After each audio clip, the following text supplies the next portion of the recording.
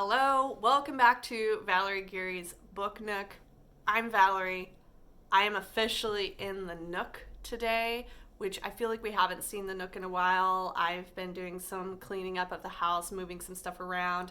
Ryan is building me some new bookshelves, and I'm really hoping those will get done this year, and I'll have to do like a bookshelf tour and show you around the new digs. But for now, we are in the old Nook with a new chair, which is very comfortable. And I am here to chat with you today about the 2024 Edgar Award nominees for the best first novel by an American author.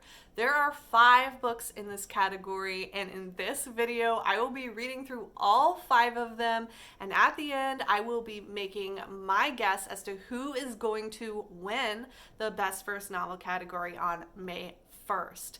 So the best first novel category is a very fancy way of saying debut.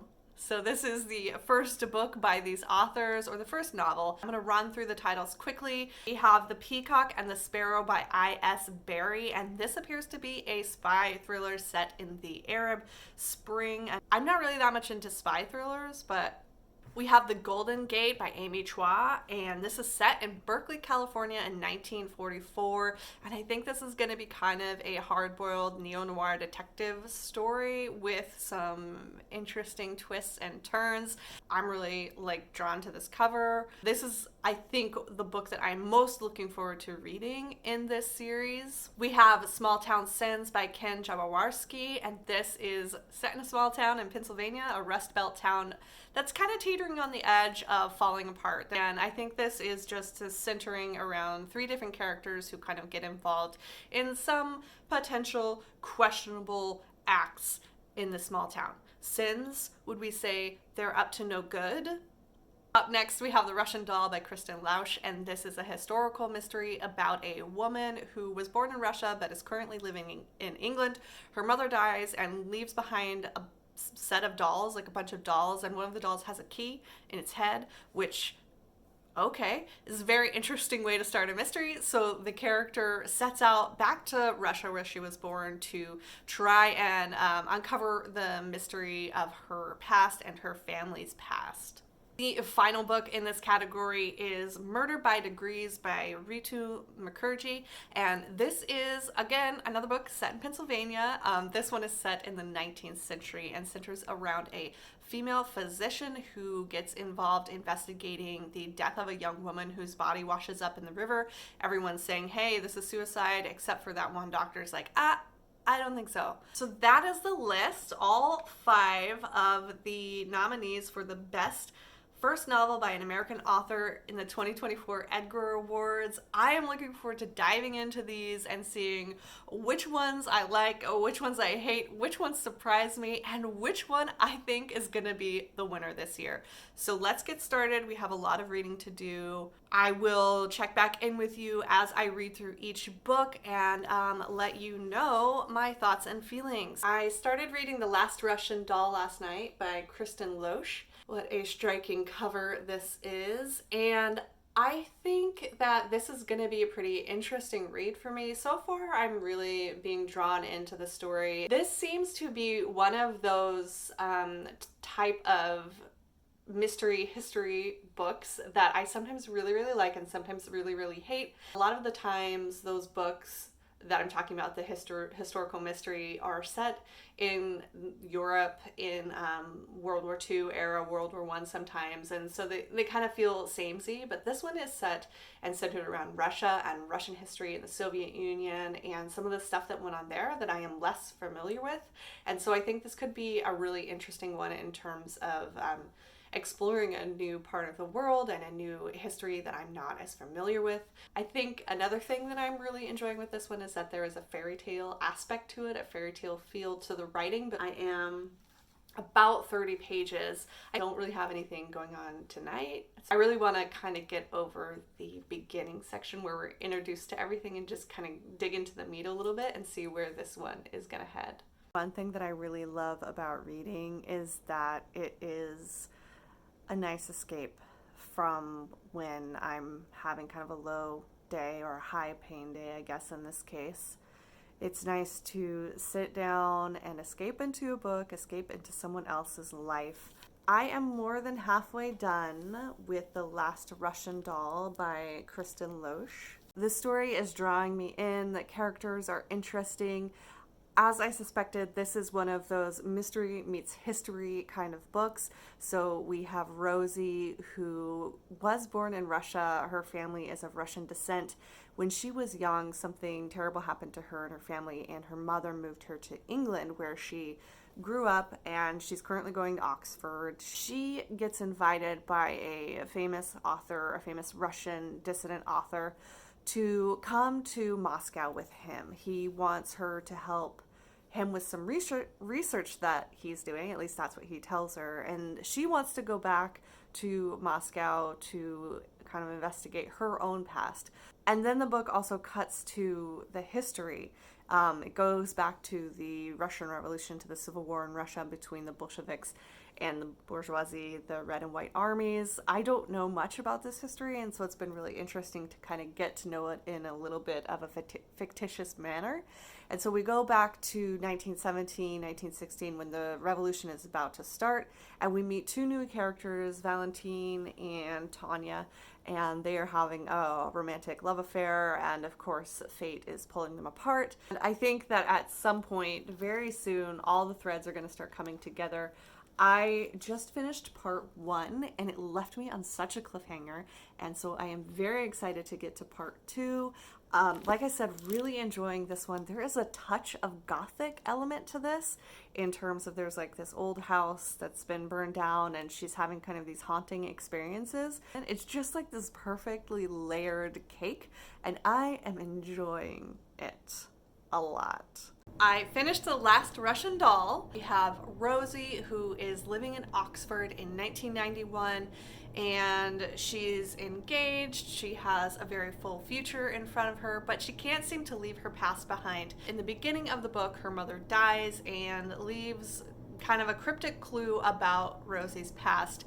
And so Rosie sets off on this journey to discover who she is, where her family came from, and why this terrible thing happened to her. You have the main character in the present day, in this case 1991, researching family history from some pivotal moment in history. In this case, it is the Russian Revolution and all the kind of things that happened in 1917 leading up to, I think, like 1940 even. And as typically happens with books like this, I tend to really, really enjoy the past narrative and really don't engage with the present narrative as much, because the present character just seems to be kind of there to propel the mystery part of the book. So without that character, there really is no mystery, it's just historical fiction.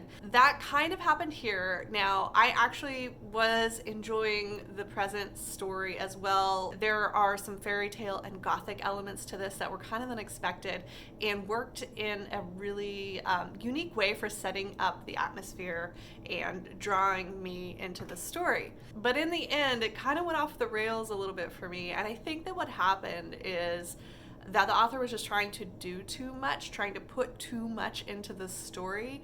There wasn't as much in-depth investigation into some of the things that were happening, and some of the threads at the end just kind of got left behind. That said, I still really felt this was a pretty strong book, and if you like these kinds of books like The Alice Network or even The Nightingale by Kristen Hanna, that kind of historical saga, the back and forth between a present day mystery and a historical romance, this could be a really interesting book for you to check out, because it was taking place during a time period and in a country that we don't often see, in Russia and the Russian Revolution. The author wrote her own fairy tales. That was an element that I really did like. So I mean, I did like this one. I just think that the ending didn't hit the mark for me. So the next nominee I'm going to read is Small Town Sins by Ken Jaworski. This is set in Pennsylvania, a small town.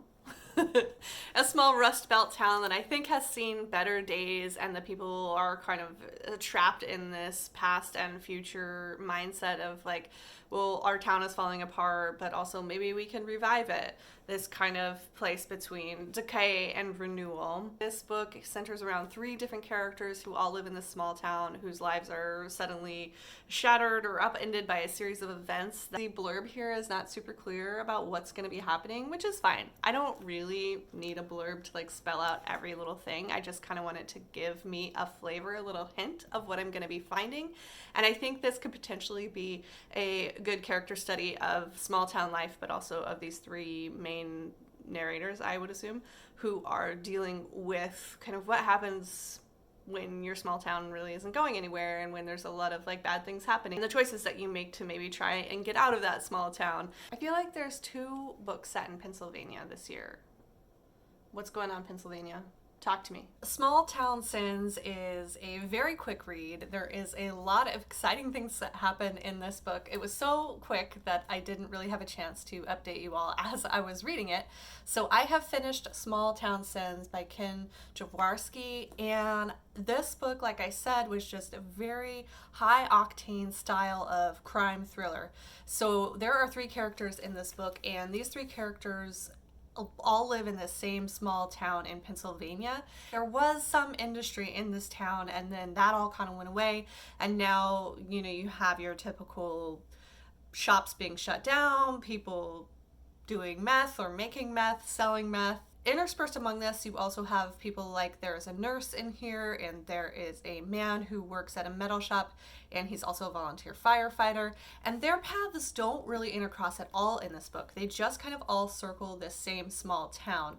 So you kind of see different sides of this town, different glimpses of it, and as the title says, plenty of sins to be had in this book. This book was definitely one of those books where the worst possible things that you can think of happening to a character happens to the character.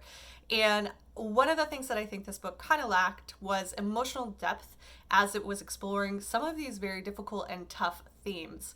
A lot of really exciting things happening in terms of the plot, and I also really was intrigued by the characters, but there just wasn't enough depth for me to connect with the storylines. There was a lot of really dark stuff happening and not a lot of room for me or the characters to breathe, which I really kind of need in a crime thriller type book, a book like this one, where there's a lot of darkness. I really like something else to kind of give me a little bit of room, kind of take a pause so that I'm just not constantly thrown headlong into bad situation after bad situation after bad situation. This book in some ways reminded me a little bit of This Is Us in terms of traumatic things happening to the characters at every turn of the page. So I'm a little on the fence about this one. I definitely think that it was exciting and entertaining, and there was a page-turning quality to it, but it just lacked that kind of emotional depth and character intricacies that I really like. In the meantime, I have started reading a very, very different book from Small Town Sins. These 2 could not be more polar opposite. The Peacock and the Sparrow by I.S. Berry is a spy thriller with a caveat that I am not feeling very thrilled by it. This is supposed to be a spy thriller set in Bahrain during the Arab Spring. Our main character is a spy who is almost ready to retire, and he's just kind of trying to ride out his last assignment here, just not get into trouble. His job is to meet with informants and try to find out if some bad scenarios are going to happen, or just find out when weapons are going to be delivered, if there's a bomb that's going to go off, that kind of thing. And a series of bombs do go off, and he didn't know about it. His informant did not inform him. There's also another element in here where he meets a woman, a very striking, beautiful woman who is an artist, and they kind of hit it off, and I'm not really sure where that is going with the story. There's moments in this book that I find to be really interesting, and then there are really, really, long, slow passages of description. I really do like to be taken somewhere when I am reading a book, and this doesn't really sweep me off my feet and like put me in the location that it's supposed to be set in Bahrain. I think that the author is trying to do that, but mostly I'm just finding these like very excruciating details just to be kind of tedious. They don't seem to flow with the story and with the character voice, and it just feels kind of shoved in there, and I'm just kind of like wanting something more interesting to happen. Not a lot has happened in terms of plot, but I am about 80 pages in. But there has been a lot of grand description of literally everything. Setting, rooms, people's clothing, people's faces. It's just so much detail, and not all of it I think is necessary for me to enjoy the story. So I'll get glimpses of like something exciting happening or a little aspect of the characters, and I'm like, oh yeah, give me more of that, and then we'll just go to like several pages of very bland description. So like I said, these two books could not be more different in terms of style, but they both are in the debut category. I watched the movie American Fiction this weekend. I would recommend this movie if you have not watched it. It is very, very good. Loved it, very much enjoyed it. As a reader and as a writer, I really liked it. But one of the scenes, they were talking about books. So the main character gets wrapped up in this whole shenanigans, and he ends up on the judging panel for literary awards, which I think meant like National Book Award, but they were just kind of poking fun at it. So he's on this panel with a bunch of people, and they're trying to decide if they all have to read every single page of the books that are sent in or nominated for the awards. And they're arguing, and they're like, we don't have time for that, and that kind of thing. And then one of them says, like, we're all writers here, we all understand story. I think we can figure out whether a book is worthy of the award or not within the first 100 pages. That struck me as I started reading this, The Peacock and the Sparrow, because I am almost 100 pages in, and I kind of don't want to finish reading it.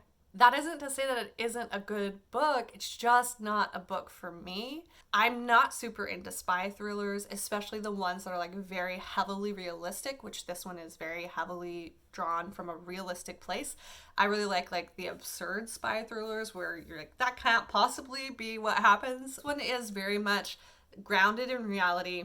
There's a lot of really superb detail. It's just, I don't think this is a book for me. So I'm trying to decide here. The past videos that I've done for the Edgar Awards, I have never not finished a book. Even when I'm not enjoying it, I've pressed on and finished it. But at this point in my life, where I kind of have finite time, I don't really want to spend a whole lot of time pushing through a book that is not really connecting with me. I'm gonna give it another 20 pages. I'm about to start my work day, but before I did, I wanted to hop on and let you know how The Peacock and the Sparrow is going. So I have switched over to the audiobook version, and I'm actually enjoying this quite a bit better than reading it. The narrator, Peter Simonelli or something like that, is doing a very great and excellent job of narrating the book and telling the story in an engaging way. One thing that I'm finding interesting at this point is the way the main character is kind of interacting with the people who live in this town. He fetishizes the woman that he starts dating, the local woman. There's a lot of kind of like description of her as being like untamed or feral or exotic. And at first I was like, that's problematic. But then the more I think about it, the more I kind of think that it's coming from this character rather than the author. This character who thinks he understands this country and the people of this country. He is a spy here. He's been here a while. And his whole job is to try and like interpret these people and figure out what they're going to do next. And I'm not sure that that's possible. I'm hoping that this book will kind of pull back a little bit from him or have him learn something, kind of learn that he is impotent in this culture, in this country. Not really sure, just kind of finding it interesting that we are seeing this American spy's perspective on this country's revolution and kind of the ways that he is twisting it to fit his own narrative of how things should be. I'm gonna try and listen to this while I'm working and see how far I get, but I'm feeling hopeful that I'll be able to finish this one. I just got done with my first live stream reading sprint event, and it was so much fun. Thank you. I know a lot of you joined in, and so it was great fun to be able to read with you. I started out the sprint intending to read The Peacock and the Sparrow. And then I ended up bailing on it and picked up Amy Chua's The Golden Gate instead and read about 60 pages in The Golden Gate. And oh, The Golden Gate, I am so excited about this book. I think it's going to be amazing. I hope. Let's talk about The Peacock and the Sparrow first. So I think the last where I left off with you all, I had switched over to the audiobook and I was listening to the audio version and it was going pretty well. I enjoyed the narrator of the audiobook and I was finding the story to be more engaging. I was kind of enjoying learning more about the setting, the location where this is set, and also learning more about our intrepid spy. And then something very strange happened. So I was listening to this book at work, and I think somebody had been talking and distracting me from the scene that I was listening to. Later that night, I picked up this book and I was reading it physically, and I was reading the next chapter. So I had listened to a chapter, and then the following chapter I was reading the physical copy. And I was reading through it and I was like, wait.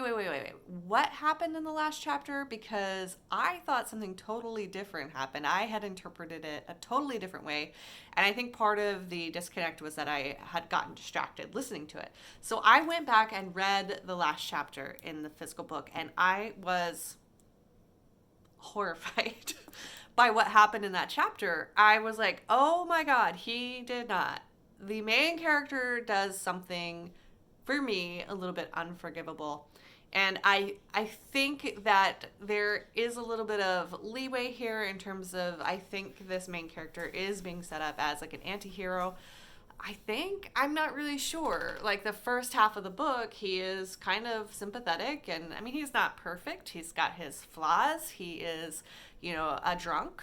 And he definitely has thoughts and feelings about people who are not like him.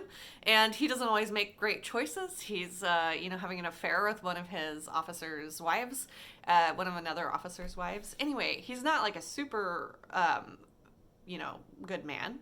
But I was feeling empathetic for him and kind of drawn into the story. And then he does this horrible thing. Try not to do a lot of spoilers on this channel. I mean, I probably slip up and tell you more than you want to know about a book. But in this case, I don't know.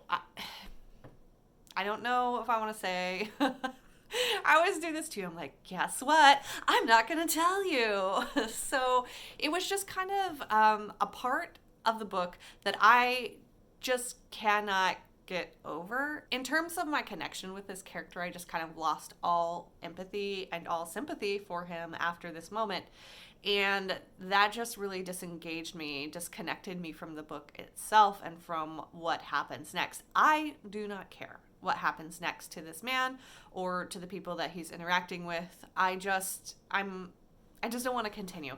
But because I'm reading the nominees for the Edgar Awards, I feel very strange just throwing this book down. Now, normally I would read a book, I would give a book about 100 pages before deciding. I've given this one 150. I just don't want to spend any more time on this book with these characters that I just have no any connection at all to. This isn't a matter of the character is bad or the character is an anti-hero and he's making poor choices and so I can't read it. It's not so much that. It's just a lot of culmination of things. I'm not connecting with the writing. I'm not connecting with the story itself. I'm not finding it to be a spy thriller. I'm not connecting with the setting or with any of the characters in here. And then just the cherry on top is this most heinous act that this main character commits and then tries to justify to himself. And I don't know if this is a book where he gets his in the end, if it's all coming back around. I don't really care. I know that I promised that I would be reading through all these nominees to give you an idea of what they're about and whether or not I think they should win the prize. Well, I have read 150 pages of this, and I think that is all that I need to read to know that I will not be picking this as my award winner choice. I always kind of hate to give books scathing reviews. I know how hard it is to write a book, and I know how hard authors work, and I know that there was probably some plan and intention behind why the author chose the choices that they made in this story.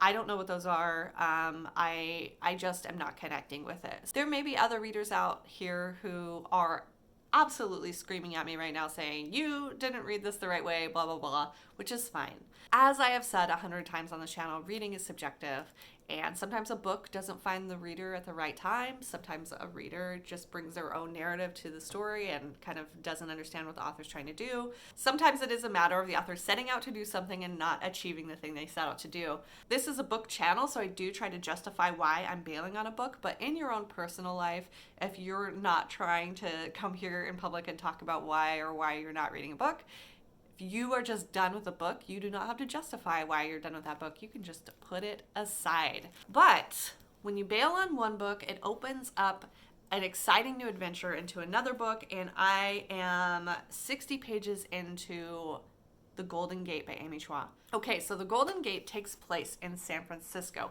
and it is centered around the Claremont Hotel, which is this ritzy hotel where rich people stay, and it is doing a back and forth narrative, which I love. And the book starts out with a transcript between the detective and Mrs. Bainbridge, and the detective is saying, yes, Mrs. Bainbridge, we know one of your 3 granddaughters murdered a very high profile person at the hotel, and we want you to tell us who. And the grandmother is, of course, not giving away this information. She is giving some backstory on the family, and the detective says, no, you don't understand.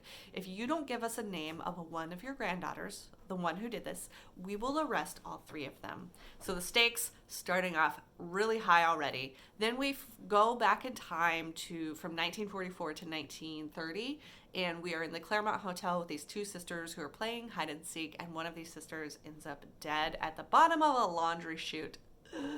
Yikes. Then we step forward in time again to 1944, again back at the Claremont Hotel. This time we are following a detective. He is there for drinks, and then he gets called away because one of the guests who's staying at the hotel, a very high profile guest, a presidential candidate, has been murdered. I am fully engaged in the story right now, 60 pages in, and I'm excited to keep reading. We are having a very lovely day today, and so I need to take the dog out for a walk.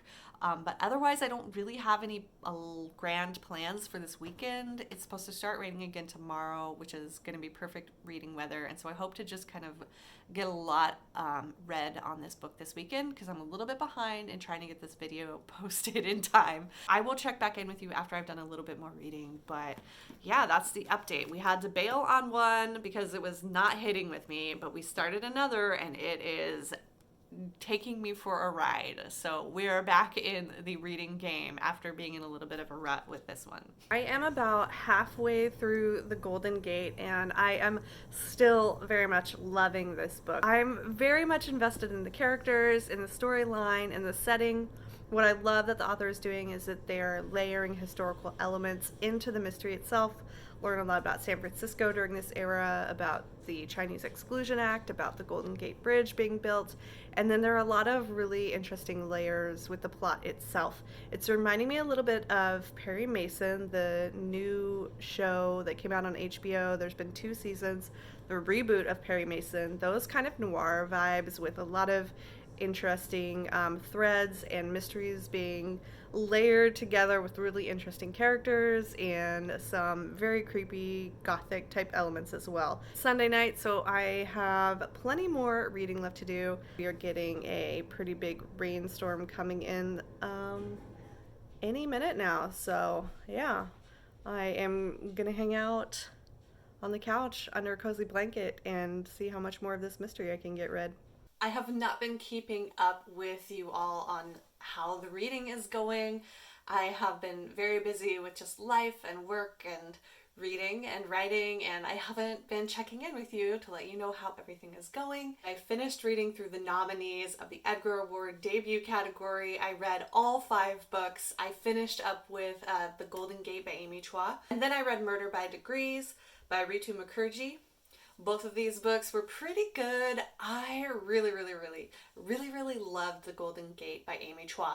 This one was kind of this noir style book set in 1940s, 1950s San Francisco, and it centers around a hotel, the Claremont Hotel, and this detective who is trying to solve the mystery of a murdered man in this hotel. And there are a lot of stories that go back in time related to this hotel. There have been deaths before at the Claremont, and this detective is trying to unravel the mystery of how and why this man, this famous politician, is dead. And what I liked about this book were the multi-layers of it and how it told about history. There was obviously the engaging mystery. There were social aspects to it in terms of class and also race. You had a variety of different people living a variety of different lives. There were a lot of different threads just interplaying, and it all just came together in this very unique and interesting way. And I was just very riveted by this story. I really couldn't put it down. I really loved the throwback to the noir style, the femme fatale elements, how the detective was working within his own kind of bounds, because he is a Mexican American man whose father was extradited back to Mexico and his mother, I believe, is dead, and he's like raising his niece in some way, and there was just all these complications. But then you have the history of the city as well, and the author layered in a lot of really good and interesting things about San Francisco during that time and how it kind of grew into the place that it is. There's history about the Golden Gate Bridge and all these other neighborhoods and aspects. So it's just a really clever, engaging mystery, but also a very well-researched, thoughtful book about all these different aspects in this time period in San Francisco. And I picked up Murder by Degrees, which is another historical mystery. This one is set in Philadelphia in the late 1800s, shortly after the Civil War, and it features a female physician. She is both a professor and a doctor at a school for women's physicians, women's doctor school basically, which was kind of unheard of in this era, and they get a lot of pushback and obviously a lot of discrimination and prejudice towards the school, and the doctor herself gets a lot of kind of, patriarchal crap from the male doctors around her, like, oh, you're not a real doctor, and worse. So this book starts off with one of the main characters' patients going missing, and then a woman's body turns up in the river, and so that is the mystery that's unfolding in this book. Again, we kind of see the same historical telling where you're getting a lot of layers of this time period and the social classes. I don't think there was as much racial discussion, but there definitely was discussion of social class and sexism. I did find the main character, Lydia Weston, to be pretty interesting. She was smart, she was capable, she's brought on to the case with the detectives who have worked with her before for her knowledge of like autopsies and bodies, and she's able to provide a lot of insight and do a lot of investigation. She also knows the missing person, and so there was that inside track that she had that allowed her to participate in the investigation. There was a lot of medical history in here. The author is a doctor herself, and so we got a lot of details and a lot of exposition about actual medical things in terms of autopsies and dead bodies and that kind of thing, which was interesting but did kind of slow the pace. I listened to this audiobook and would not recommend it. I think that the audio narrator went a little too far with doing voices and kind of made the main character sound more mannish with a very deep timbre, and it kind of distracted from the story itself. But I did, when I was reading it versus listening to it, I did really enjoy it. It did feel a little simple in places. There were some things that I was like, oh yeah, I saw that coming a mile away, but I did really enjoy kind of the uniqueness of the character. And I really liked the research as well in terms of the time period and the medical aspects of it. But it did feel like it could have used a little something else. I'm not sure what. It was good. It just didn't push it over into that area of greatness for me. There were times when I did think we were in England rather than in the United States, which kind of threw me a little bit. So there was a little bit of disjointedness in terms of where I was in time and space, and I kept forgetting that it was like right after the Civil War. And so there were just a few things that made this just kind of a okay book for me. Pretty good, pretty solid, but not one that I'm going to be kind of foisting on people. So with that, I have read all 5 books for the Edgar Award category Best Debut of 2024. Hands down, without a doubt, My vote is going to The Golden Gate by Amy Chua. That was the best book on this stack. It was the one that I found to be most engaging, the one where I found the mystery to be most engaging and most interesting in terms of twists and in terms of layers and plot. But in addition, I really like the way Amy Chua explored the race and social class element, as well as sexism and the history of San Francisco, and how she kind of used the setting to wrap all of this up into this noirish style mystery. And I just thought it rose above the other four books by like miles. And this just might be my preferences in terms of the books that I am drawn to and what I'm looking for in a book. I do think that Small Town Sins had a lot of interesting themes and commentary going for it. I liked the structure with the three different characters kind of circling around this town, but it didn't delve into the emotional state of people the way that I like my books to. The other ones I have completely forgotten about. No, it's actually been a while since I read the other ones, and I'm having trouble remembering what the other two were. I think one was The Last Russian Doll. That one was fun, but it did feel a little off the rails at times. There were some elements that were definitely very built in by the author. It just felt very much like a kind of fairy tale type story, which I enjoyed, but the mystery itself was just kind of thin, and there were just places where I was like, I don't know, that didn't really work for me. And then the other book, oh, the reason I can't remember it is because I didn't finish it. The Peacock and the Sparrow by I.S. Berry. That was the other one in this category. And I did not connect with that book at all. I put it down after about 150 pages. Really tried to get through it. Tried both the physical copy and the audiobook and just couldn't get through it. So all those options with the four books I was able to read. The one that I tried to finish but couldn't get through, The Golden Gate by Amy Chua, is the one that I think and hope will win the debut category, because that book is very deserving of winning this award. It had all the elements that I think an award winner should have. Let me know in the comments if you've had a chance to read any of these debut nominees and which one you hope will win this year's category. And I will be back after the award ceremony, which I think is in May, and we'll discuss my choices versus the judges' choices. I am getting started on reading through the best novel category now, and so hopefully I'll have another video for you soon with my guess on who will win that category. Thanks for watching. I'll see you next time.